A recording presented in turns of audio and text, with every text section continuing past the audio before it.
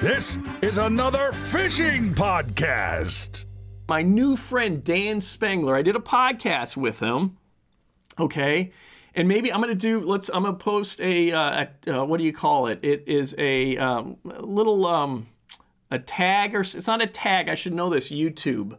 I'm going to put a little thing up here that's going to alert you to the video, so you should click on that.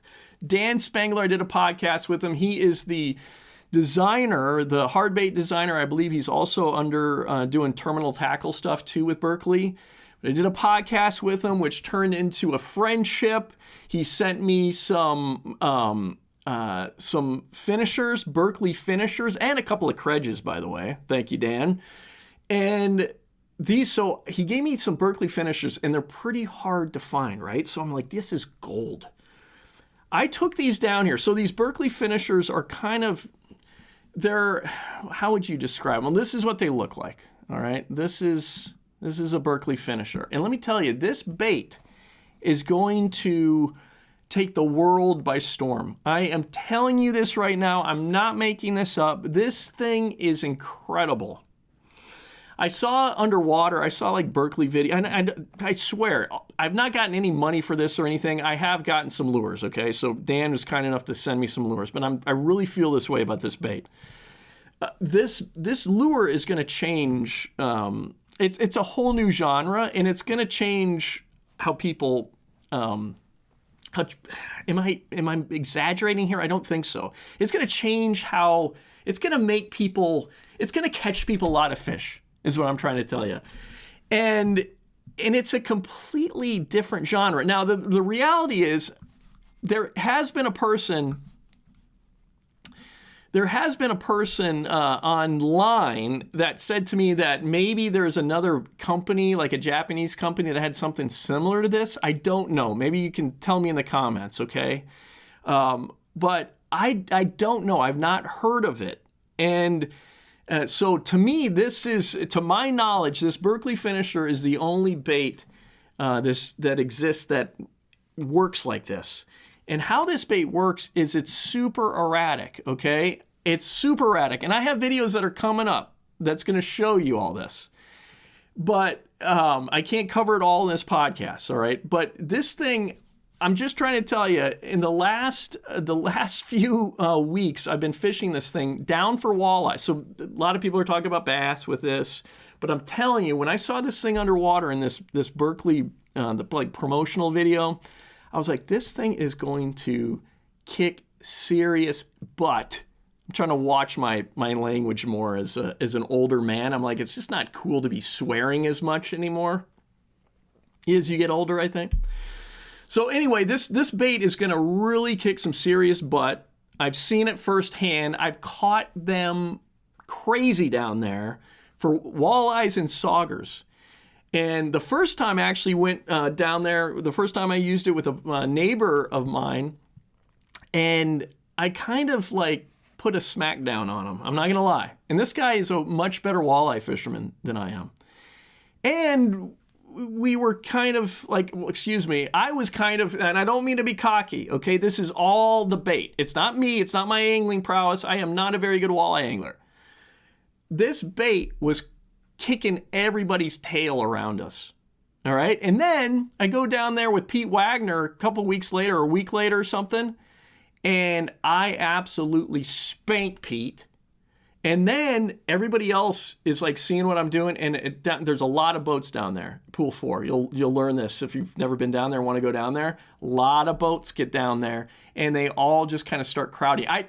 I've kind of done the same thing. It's okay. It's not like everybody knows the etiquette down there, and there's so many anglers. It's not a problem to get close, so I'm not worried about any of it. It's not like you have a spot. You're all fishing below the dam.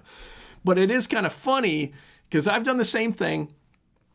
You see someone starting to catch fish, so you kind of get a little bit closer to them. And anywhere else is probably not okay to do this. It's not, but it is okay below this. Trust me, there's so many fish and so many people. So everybody just kind of like, when someone's doing well, everybody just kind of congregates towards them, Doesn't crowd them too much, but kind of gets closer to them. And that's what was happening with me. And it was on, dude, on. The Berkley finisher I'm not. I'm got videos coming out. It's going to prove it to you. I'm not going to do any fancy editing or anything. It's going to prove to you that this lure is the deal. And when I was saying earlier, I saw underwater footage of this, how erratic it is. So if you haven't seen the underwater footage of this, it's like a,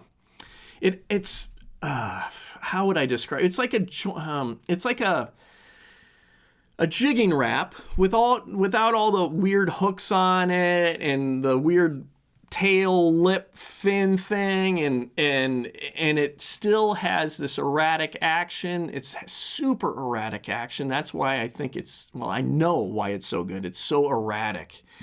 And it's got this tail wag, and you can, like, if you want, you can kind of walk the dog sort of with it underwater, but then it can just go all over in every direction. So with game fish, predatory fish are highly triggerable. Early on in my career as a videographer, I learned, working with Kevin Van Dam, the king of triggering fish, man. I learned very quickly how important triggering fish is to getting them to bite. And I think Van Dam really kind of, pile drive that into my head. And I've seen it even before that. I've seen it with smallmouth bass on the Susquehanna River. I used to live in Pennsylvania. You'd have a soft jerkbait, right? And a lot of people would just, they'd be with the soft jerkbait, just weightless, just a hook. They would just kind of, do these gentle twitches with it. And that's fine. That'll catch you fish sometimes. But I saw one time when the more erratic that you would jerk this thing, a soft jerkbait, right? Just make it like as hard as you could. These smallmouth would come out of nowhere. I didn't even know they were on a flat, and all of a sudden these smallmouth would come out. The harder that I would work this thing, the more erratic I could work this thing. So, and then later on in my life, working with Van Dam and just seeing how he was just a master at triggering fish, by working lures erratically. So I am a huge, huge proponent of that. And this finisher is the absolute real deal. It's supposedly it was designed for forward-facing sonar specifically, but you don't need forward-facing sonar with it. So what I was doing down there, I was dropping it down just like you'd fish a blade bait, or just fish a jig or something more erratically, or more, big pop. So I'd make a cast, let that finisher drop down, and make a pop. Let it hit the bottom, pop. Make it hit the bottom, pop. Rod tip, just a pop of the rod tip, and then let it hit the bottom. And I mean to tell you, it was super, super impressive. So that video is coming shortly. We'll get that uploaded quickly, and in fact, it's not this week, but next week you will see the finisher finishing them.